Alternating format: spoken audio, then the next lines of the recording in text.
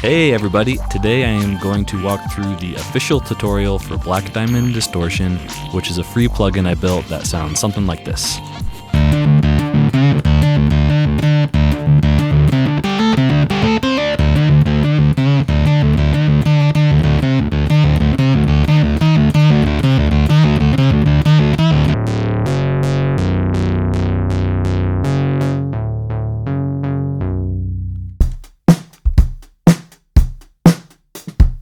As we go through this tutorial, you will see the wide range of distortion sounds which you can either capture from real gear, dial in harmonic by harmonic, enter as an equation, or draw by hand. When you combine this with the virtual analog hysteresis, the impulse responses, and other tone shaping features like the resonant low pass, you can get a wide range of distortion sounds.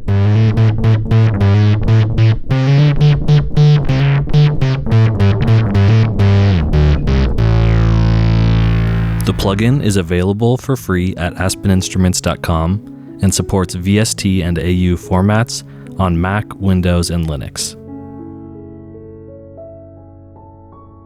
This plugin is deep and there's a lot to explore, but you can also get started really quickly by just opening up the presets.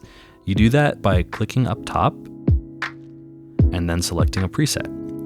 A lot of these presets are modeled after real hardware, and I am going to choose this Ordinary Magic Strawberry Fields Full Range preset, which was designed by Zavukofor. Now, Zavukofor is the actual creator of this piece of gear. Like, he is the inventor of the circuit, and he was nice enough to design this preset for us.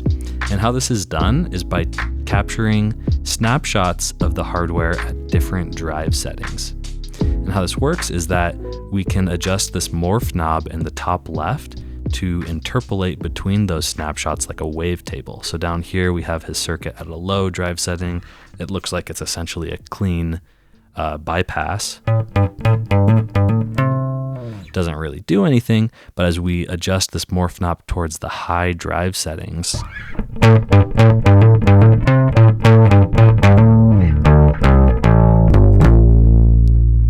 we get a nice chunky tone. In this section, I will use Black Diamond Probe to capture the distortion curve of the Multidrive in the Moog Subsequent 37. And I'm able to do this because my DAW is routing a test signal out to Audio 3, and this is connected to the external input on the Sub 37. And this allows us to mix in that test signal. So the pink curve is that test signal, and the yellow is what's coming out of the Moog. So if we turn up the regular oscillators,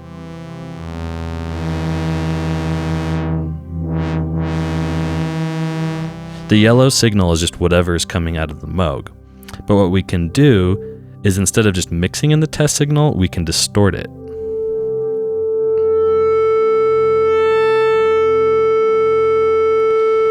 And then what I can do, I just muted it for a second, I can display this as a transfer function.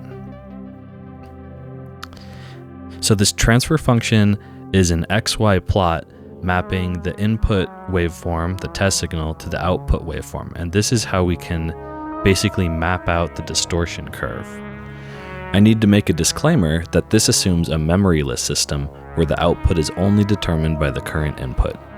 Sometimes this assumption won't hold, like if there's any feedback in the system or components that remember history, like capacitors or magnets. Remember, this isn't the backrooms, we aren't cloning the real world. At the end of the day, I just made a tool, and you can decide if it helps your workflow. And as always, we can discuss this more in the comment section. With that out of the way, I'll show you how to set this up so that we can capture the distortion curves from this multi-drive. So the first thing we need is a test signal. And there's a test signal being generated on channel 1, and it's getting sent to channel 2. And then in audio 2, I have an external instrument effect, and this allows me to route that test signal out to the Moog, out of my output 3, and back from the Moog on input 3. And yeah, let's see, I just had to invert the phase. You can see if I don't invert the phase, we just get a upside down signal. So I invert the phase. I can place a fresh instance of Black Diamond Probe so you can see what happens before we put the sidechain input in. And when the sidechain input is disconnected, this menu will pop up reminding you how to route Black Diamond Probe. So what you do is you have the test signal go into your device under test, and the output of that goes right into Black Diamond Probe. So that just means we place Black Diamond Probe after the effect. Then we route the test signal into the sidechain input of Black Diamond Probe. So here we select audio channel 2, and then we just need to make sure it's on pre-effects. And then we can also see there's a teeny bit of phase shift. If I go to the transfer function, that loop is caused by phase shift. So the cables have a little bit of delay, or there's some phase shift going on, but we can compensate for that with these X-lag controls. So this is going to delay the input and output signals.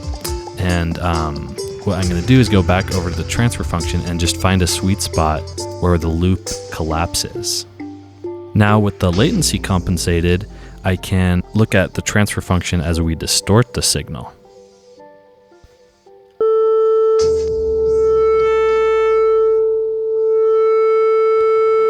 So that curve is showing us how the Moog is shaping our test signal.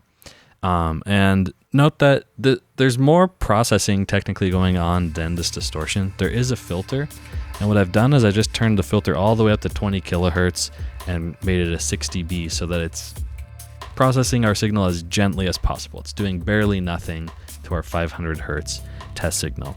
And then the VCA is just at a constant, and the master volume output isn't clipping or anything. So we're pretty much isolating just this multi-drive.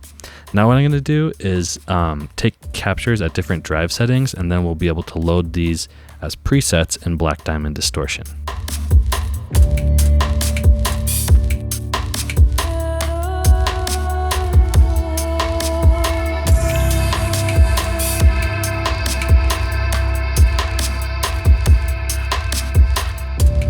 Okay, so my captures saved here in my file system, and you can actually drag these from your file browser right into Black Diamond Distortion, which I've already done. And you can also search for them by name in the preset browser. And then the next thing I did off screen was I put this low pass filter in with a little bit of resonance, boosting the high frequencies a bit, and a bell curve around 300 hertz with a wide Q to boost the mids. And basically what I did was put white noise into Black Diamond Distortion and the Moog, and I tuned these EQs until the white noise sounded the same. Now let's test a comparison between the Moog, which I can toggle between on my keyboard, and the Black Diamond Distortion. So let me first disable both so you can hear this kick drum. And now let me enable the Moog first.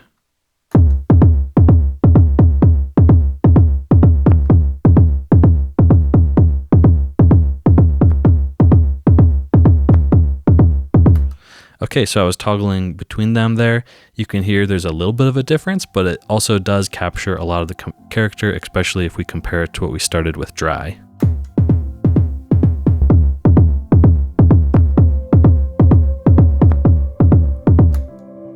Okay, so there you go. That's how you take hardware snapshots. In this next section, we will dive deep into the transfer function editor. This is the centerpiece of the plugin and allows us to control the shape of the distortion with various modes.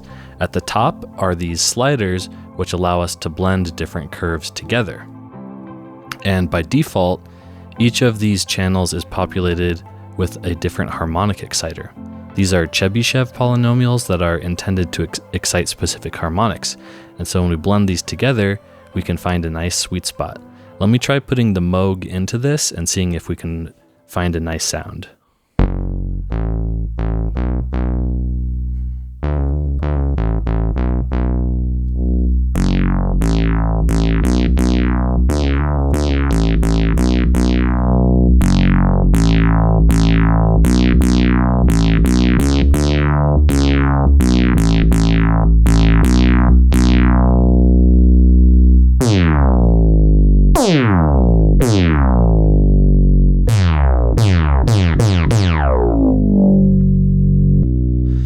let me turn the distortion off.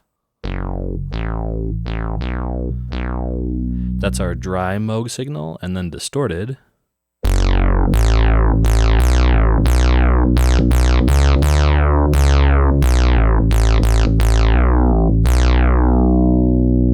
Instead of blending the curves in parallel, we can also switch to scan mode, which will scroll through them like a wavetable.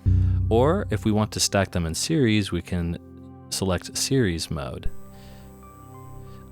Stacking many distortions together can get aggressive quickly, but these sliders turn into gain staging controls when you're in series mode. So it affects the gain into each distortion stage when they're stacked in series. The dial on the left is the morph knob, which is basically a macro that controls various automations within the editor itself. So when we hover over it, we can see little sliders appear next to the channels, and these are the modulation depth. So when we control this dial, they will go from their starting position to as far as we modulate them. And we can adjust these positions to change the starting and ending destination.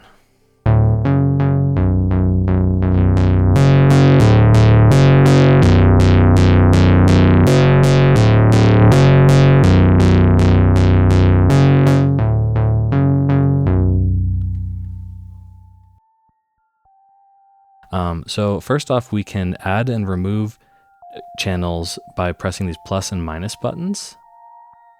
And we can rename the channels by double clicking on them. And clicking on the channel label opens up the channel if we want to change the curve that's in it. And as I mentioned, by default, they're populated with the harmonic editing. And what this does is it generates a Chebyshev polynomial that excites a specific harmonic. And we can change that harmonic by clicking the up and down arrows or typing in a harmonic. Let's try an even harmonic since we haven't seen any of those yet.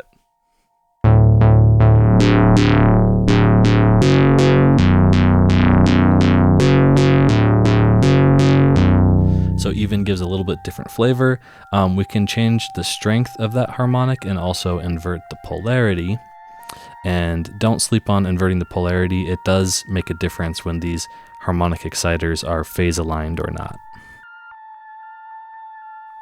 Moving on, we can go to the Spline Editor, and when we enter spline editing mode, it will fit whatever curve we input with spline anchors, and then we can drag the spline anchors to manipulate the curve.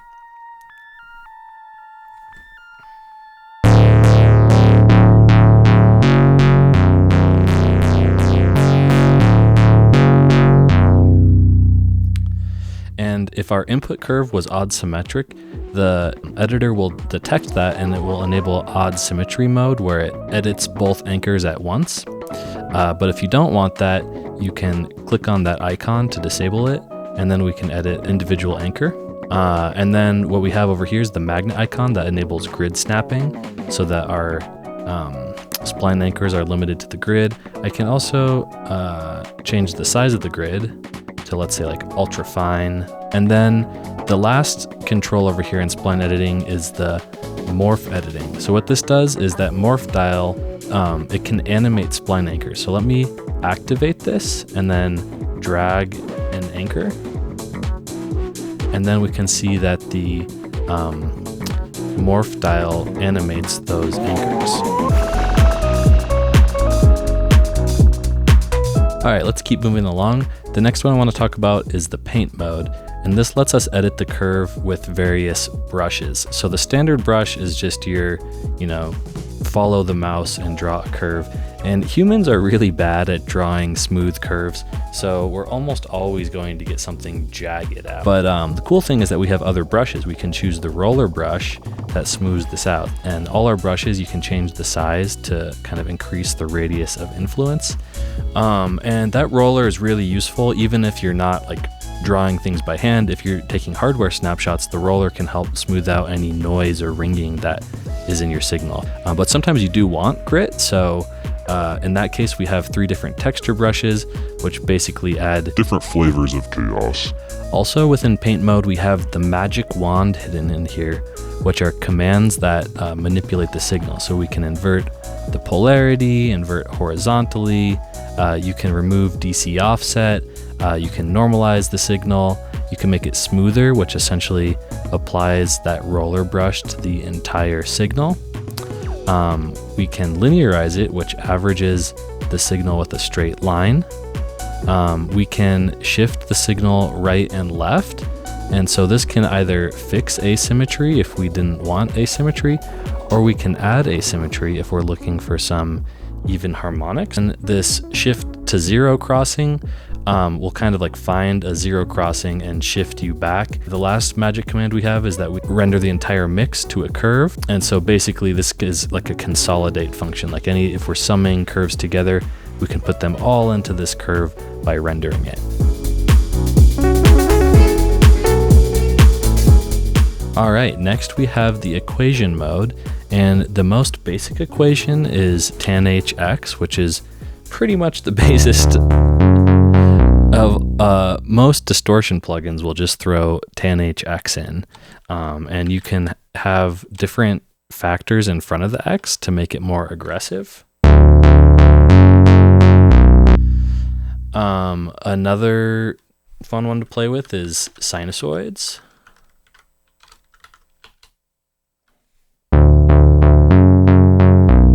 And again, playing with the factor in front, like let's try 4 times pi. Maybe the most convenient part of the equation tool is the M variable. This is the position of the morph knob mapped from 0 to 1 that gets read in real time. So for example, tan h of 1 plus 10 times m times x gives me a classic tan h distortion that goes from subtle to aggressive overdrive simply by adjusting the morph knob. And then the last mode is something we've kind of already talked about. We have a preset browser, which allows us to look at preset curves. Now, there's 2 preset browsers. The reason for that is, imagine you're in Serum and you have a full preset patch that kind of adjusts all the parameters in your plugin, and then you have wavetables which just load, like a waveform into your oscillator, and that's kind of what this preset browser is. This is more like just loading a waveform or a curve into our channel. And if you do have an individual curve that you've drawn here, like let's say we just made this shape and we really liked it, we can also go over to the file browser and save it. Cool, and that wraps up everything I wanted to say about editing the transfer function. So next, let's open up the character menu to look at the advanced options for changing how the distortion engine behaves. So first we can try enabling hysteresis, and hysteresis enables a physics-based simulation modeling what goes on in magnetic materials like tape or transformers. And we can control the loop width of our hysteresis.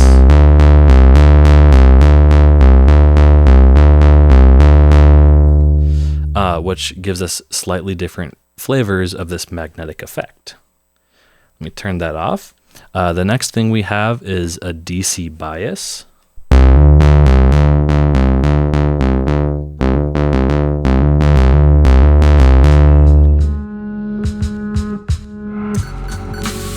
And next, let's talk about the tone stages. And so there's one tone stage before the distortion and one after, and we can populate these with different tone shapers. So for example, we have this resonant low pass.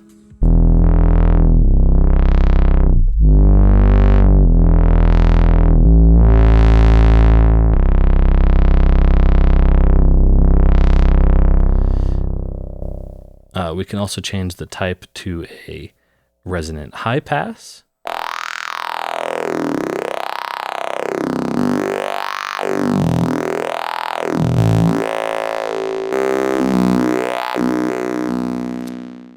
Alright, I'm going to walk through the rest of the tone stages with my electric guitar plugged in because first off, this is a distortion plugin, so I'm pretty sure it's against the law for me to not plug in an electric guitar at some point, but also because a lot of these these tone stages are designed around the needs of the guitar.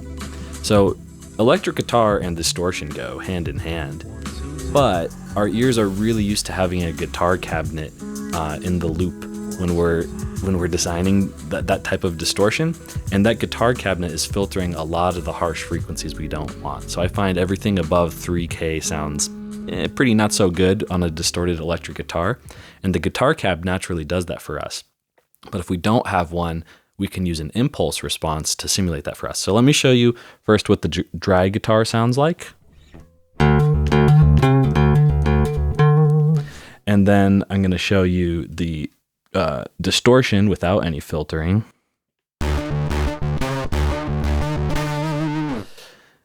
Pretty harsh. And then let's turn on an impulse response.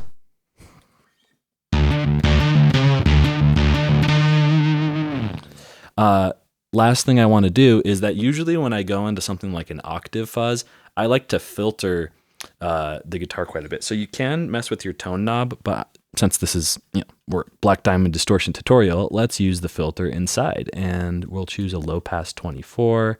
It's got some resonance, a cutoff around 291. Let's hear what this sounds like.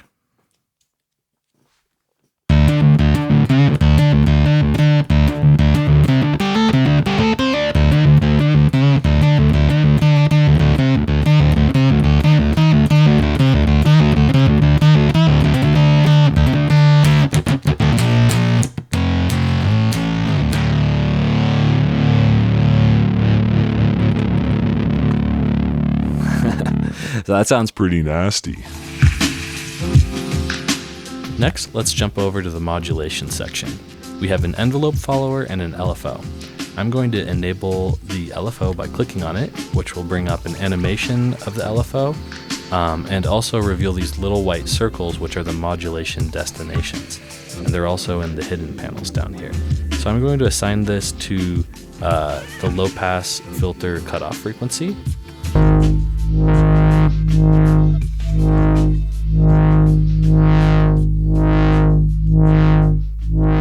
And then we can change the shape. I'm going to choose a saw wave.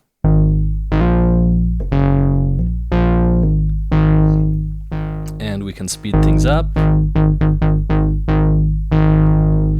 Also change units to BPM to sync with your DAW, and choose your division.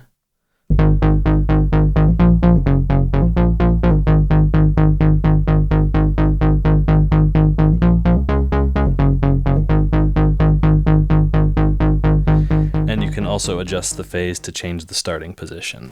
All right, next let's switch over to the envelope follower. And what better way to demonstrate it than with a simple drum loop?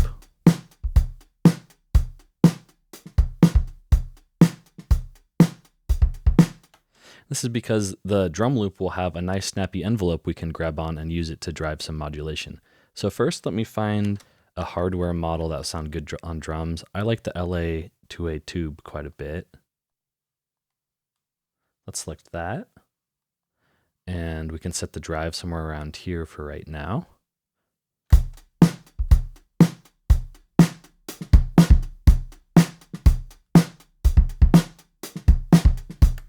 And then what I'm going to do is I'm going to turn on the envelope follower, increase the gain a little bit, decrease the fall a little bit, and then I'm going to map this to lower the morph knob. And that's essentially going to mean that when the drums hit, we're going to push back the drive.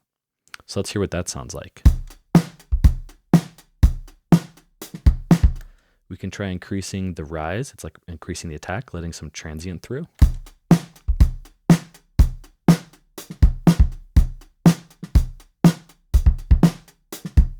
Now let's bypass this.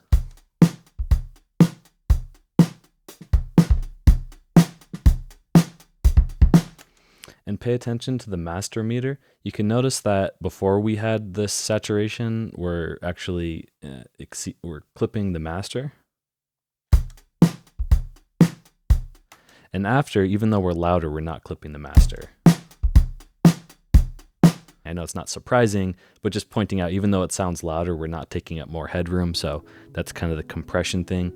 But what's kind of cool is this isn't exactly compression. This is automating a morph knob, which is a proxy for modulating a drive knob with an envelope. So it's kind of a pseudo compression, I guess, and it's one of my favorite use cases for the envelope follower.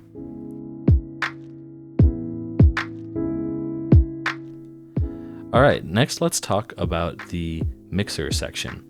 But we have an input gain, which drives the signal into the distortion, and we have the output gain, which can compensate for any changes in level. You can enable gain linking so that there's automatic adjustments in the output gain. But while the input automatically adjusts the output remains independent. And that was just a popular request I had from some people who prefer it to work that way. I'll turn gain linking off, and then let me talk about auto normalization. It sounds similar to gain linking, but it's a completely different thing.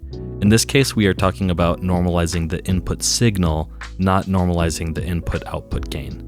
This means that when enabled, it tracks the envelope of your input signal and then squashes it so that it's essentially a perfect sausage, hitting the distortion at a consistent level internally. But the magic is, at the output, we do the inverse of the normalization, and this restores the original dynamics. The translation means that the quiet parts of your signal and the loud parts of your signal get essentially the same amount of distortion, but the output also respects the dynamics of the input. And lastly, we have the mix, which should be pretty obvious. It just has the dry signal pass through. And down here, we also have a DC blocking filter, which I have on by default just because since we have features like bias, or you're allowed to put asymmetric curves in, the DC blocking filter cleans up at the end, but you can always turn the DC block off. All right, next up in the global settings, we have oversampling, and you can change it from 1 to 16. You can also lock it as a default, and what that does is the next time we open up the plugin, it will always respect whatever we locked it to. The other nice thing about locking it is that if we browse through the presets, it will keep the oversampling the same, whereas if we didn't have it locked, the preset itself contains information on the oversampling, and it will change to whatever the preset had. So it's your preference if you want to lock it and you always want it to be the same, or if you want the preset to essentially follow whatever the patch tells it to be. Some other global settings we have, there is the init preset button over here in the little hamburger stack menu. You can customize the colors. Here, let me make this bigger. You can customize it to be anything you want in the rainbow. You can saturate it, change the secondary color. You can also turn off glow or make it less intense. Yeah. And let's see, what else do we have? You can check for updates. I'm in a development build, so it's not showing me that. And then we also have manage account, and this is totally optional, but you can put your artist name in so that it is embedded in the presets. And you can also log in to an online account, which allows you to upload presets to the community page. Next, let's take a deep dive into the preset menu. The first thing I'll point out is that there's two categories of presets. There's full patches, which, for example, this all harmonics patch, it contains information that controls the whole preset. Like, it loads 100 different channels that are all populated with different harmonic exciters. Whereas the transfer functions are what spits out of the Black Diamond probe when we take a capture. They are just curves, and that's all the information that is in these transfer functions. So the rest of the plugin parameters get set to defaults when you load these. Next, we can talk about the navigation. Under each category of full patch and transfer function, there are subdirectories, and you can see where these are on your file system by right-clicking and showing in Finder. And you can also add a new directory if you want to browse a directory that's not in the system paths by right-clicking on the category and selecting Add Folder. If you do get tired of the hundreds of presets that are in the factory library, You can also search online, and so you can sort by like the most downloaded, the newest ones, and so on. You can also search by name, like let's say we want a Neve. There's a 1073. What else can you do? You can filter by tags. You can, what else can you do? You can preview the presets. And what's neat about this is when you click on the online preset, it doesn't actually save the preset anywhere on your disk. It just loads it right from the internet right into the plugin in memory, but it doesn't save it anywhere, so it doesn't clutter your file system. But if you do want it locally, then you can click this little download button, and it will download it into your user downloads folder. And lastly, in the preset browser tutorial, I want to show you how to upload to the cloud. So first I have to create a preset that I want to upload. So maybe I'll take Fedel's Neve capture, but maybe I'll just smooth it out a little bit. Save that, and now I can upload it to the cloud by first reviewing the metadata and then clicking publish. And after uploading, I can go to aspeninstruments.com and go to the community page, and I can see the preset I just uploaded is right here, the 1073 smoothed preset. And so you can download it from here, or other people will be able to download it from within the plugin. And that wraps up all the features for this distortion plugin. So I am really looking forward to hearing what you create with this plugin, and thanks so much to everyone who supported me in getting the final version of this plugin done. It took a lot more effort than I was expecting, but all of your support and the nice emails I received, and the people who tracked down the bugs and helped me get this working on all the different operating systems and DAWs, like huge thank you to all of you. It really was a community effort. I cannot thank you all enough, and thank you for watching. Thank you for supporting. I'll see you next time.